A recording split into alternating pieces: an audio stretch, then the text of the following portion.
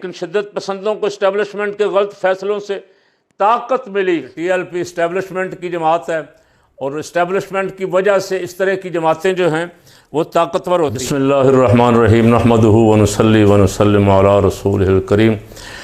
गुज़श्ता रोज़ मैं कच्चे के डाकुओं का कुछ ज़िक्र कर रहा था और उसके साथ वज़ीर दाखिला साहब का भी ज़िक्र आया।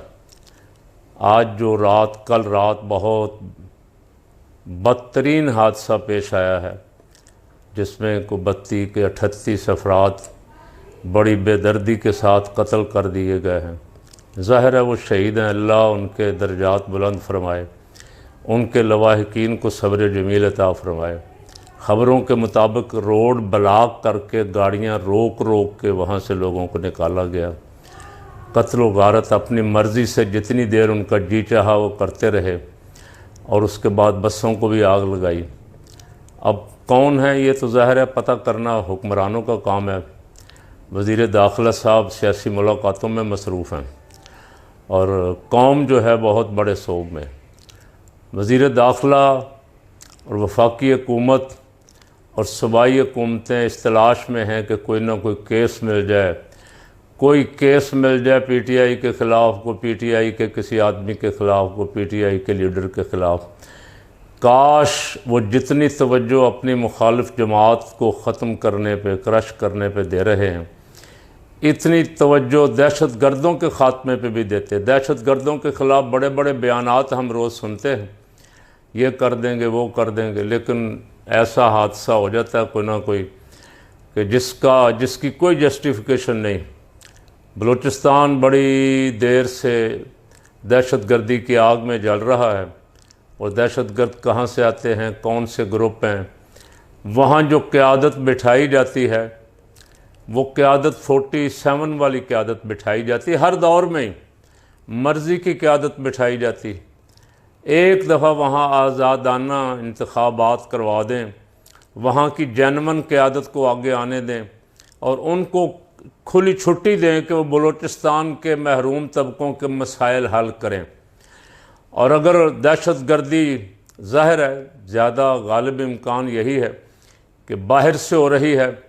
बाहर से कौन कर सकता है? आपके पास आपका बड़ा दुश्मन बैठा हुआ है जिसकी सरहद कई 100 मील पे फैली हुई है और वो धमकियां भी पाकिस्तान को देता है, दहशत गर्दी भी करवाता है और फिर पाकिस्तान को दहशत गर्द भी कहता है। आलमी इदारों में पाकिस्तान के ख़िलाफ़ आवाज़ भी उठाता है। काश पाकिस्तानी इदारे भी उसे अपना दुश्मन समझें और जब इस तरह की दहशत गर्दी पाकिस्तान के किसी सूबे में भी जिसमें बाहर का हाथ है हो तो उसे हमारे नाम नहाद हुक्मरान, हमारे एजेंट हुक्मरान भी आलमी फोरम पे उठाएं, लेकिन ये नहीं उठाएंगे। इनके सफ़ीर किस बात की तनख्वाहें ले रहे हैं? इनके बाहर जो कौंसल खाने हैं वो क्या कर रहे हैं? सफारतकार क्या कर रहे हैं? अब कोई इंडिया के ख़िलाफ़ बार ये आवाज़ ही नहीं उठाएंगे, सवाल ही पैदा नहीं होता। और इसके लिए कौन कसूरवार है? कौम सारी जानती है बाजवा क्या करता रहा है। इंडिया को राज़ी करने के लिए कश्मीर तक को बेचने के लिए तैयार था, इसराइल को तस्लीम करने के लिए तैयार था। ऐसे ऐसे कौम फरोश लोग जब कहीं ना कहीं किसी न किसी इदारे में बड़ी सीट पे आ जाते हैं तो फिर अल्लाह ताला माफ़ फरमाए खाकम बदहन, फिर मुल्क के साथ इसी तरह के वाक़यात आए रोज़ पेश आते रहते। कराची से भी ख़बरें सुनने में आ रही हैं, कोई फ़िरका वाराना फसाद फैलाने की कोशिश की गई है और हमला किया गया है कुछ लोगों पे। अल्लाह करे वो ख़बरें जो हैं सारी ऐसे ही साबित हों। मैं तो यही कहता हूँ कि ख़बरें सच्ची साबित ना हों। ख़बरें आ रही हैं चूँकि हमारा मीडिया, इलेक्ट्रॉनिक मीडिया जो कुछ मुल्क में हो रहा है वो नहीं दिखाता। इस तरह की ख़बरें या सोशल मीडिया से या बाहर से उसका नुकसान ये होता है कि लोगों का अपने इदारों पे, अपने न्यूज़ एजेंसियों पे एतमाद ही ख़त्म हो जाता है। बहरहाल उस पर फौरी तवज्जो देने की और जो कसूरवार है जिन्होंने बेगुनाह लोगों पे फायरिंग की है उन कसूरवारों को, उनके पीछे कोई कितना भी तगड़ा बंदा बैठा हो, उनको उनके साथ कोई रियायत नहीं बरतनी चाहिए। वैसे आगे बढ़ने से पहले सिर्फ इतना सवाल कर सकता हूँ कि चंद दिन पहले कच्चे के इलाके में पुलिस के जवान शहीद हुए। एक पुलिस वाले की वीडियो पैगाम, उसका ऑडियो या वीडियो वायरल हुआ, और वहाँ डाकू टेलीफोन करके कह रहा है वजारत दाखिला को कि मेरा नाम किसने डाला है जिनके सर की कीमत रखी गई। तो आगे उसको जवाब मिल रहा है ये फ़हरिस्त मैंने नहीं बनाई।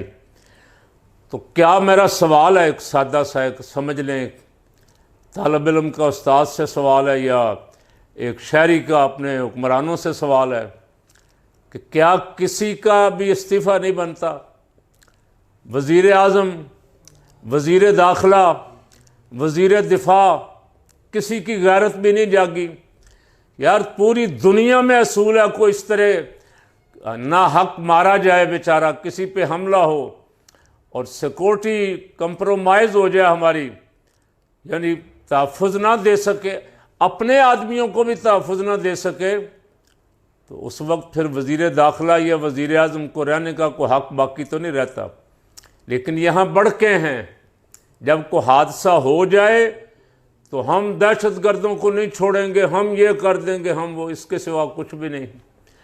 कच्चे का मसला कितनी देर से चल रहा है, कई सालों से, लेकिन पता लगता है कि इनके पीछे बड़े बड़े लोग हैं और बड़े बड़े जागीरदार MNA और ब्यूरोक्रेट इनके पीछे हैं, वो अपना हिस्सा लेते हैं, ऑपरेशन होते हैं। पिछले दिनों अभी जब यहाँ पंजाब में फड्डा था तो IG साहब गए हुए थे, वो कह रहे थे कि कच्चे में ऑपरेशन करने गए हुए और कच्चे के डाकुओं का नामो निशान मिटा के आएंगे।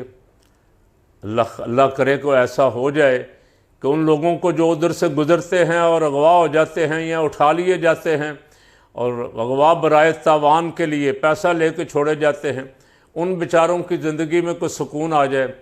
कोई एक तो बोले, कोई एक तो गैरत का मुजाहरा करे, वज़ीर आज़म कर दे, वज़ीर दाखिला कर दे, वज़ीर दिफा कर दे, कोई और जिसकी ज़िम्मेदारी है अमन व अमान की।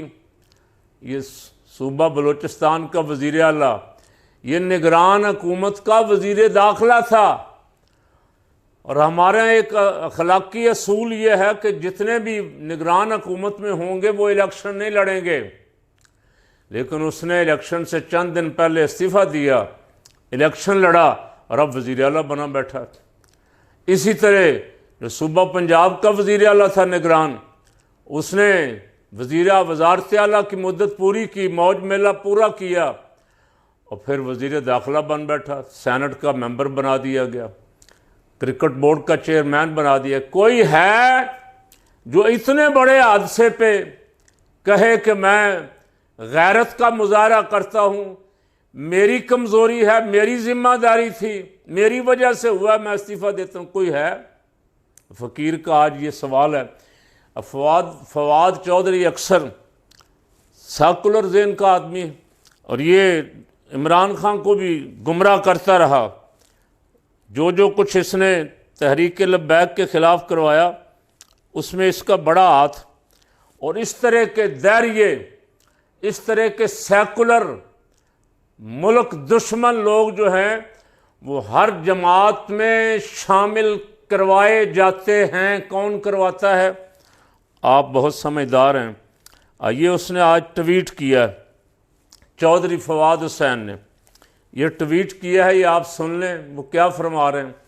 पंजाब अपनी तारीख के सबसे बड़े समाजी बहरान का सामना कर रहा है। एक तरफ इस्टेब्लिशमेंट के फैसले जिनसे आम पंजाबी का कोई ताल्लुक ही नहीं, इन फैसलों का बोझ आम पंजाबी को भुगतना पड़ रहा है।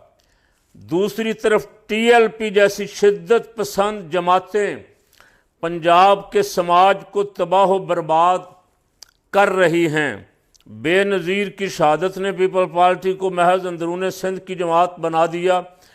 तहरीक इंसाफ जैसी कौमी जमात को ख़त्म करने की कोशिशें और नून लीग की सियासी मैदान में मुकम्मल नाकामी ने शिद्दत पसंदों के लिए पंजाब में मौक़े पैदा किए।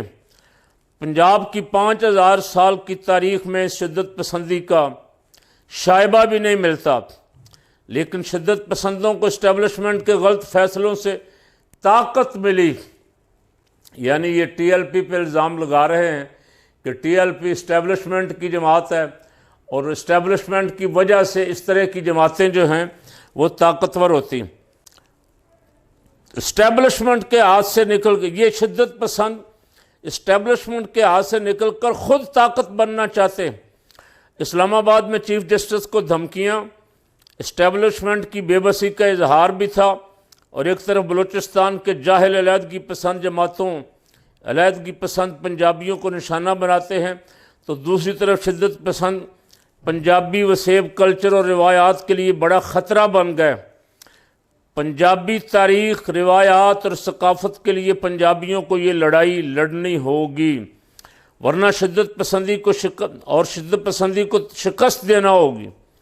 दूसरी तरफ इस्टेब्लिशमेंट के फ़ैसले पंजाब के फ़ैसले नहीं हैं, बल्कि वो एक तबके के फ़ैसले, और तमाम अमीर और ताकतवर लोग चाहे किसी भी कौमियत या इलाके के हों, वो तबकाती तौर पर एक होते।